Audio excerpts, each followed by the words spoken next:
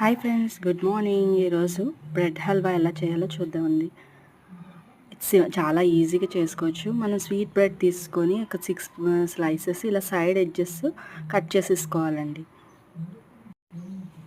ఆ తర్వాత మధ్యకి ఇలా కట్ చేసి 4 పీసెస్ చేయాలి.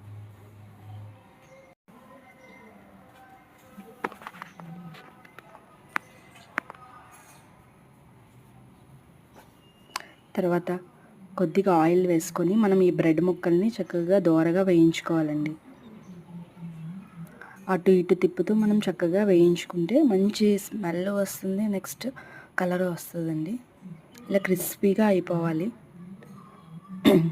తర్వాత అదే ఆయిల్లో మనం చక్కగా జీడిపప్పుల్ని కిస్మిస్ని వేయించుకోవాలి.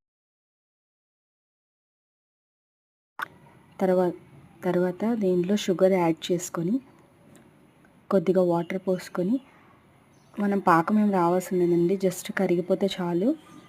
కరిగిన తర్వాత మనం వేయించుకున్న బ్రెడ్ ముక్కల్ని, ఇలాచీని అన్నిటినీ వేసుకొని బాగా మెత్తగా అయ్యేంత వరకు మనం కలుపుతూ ఉండాలండి.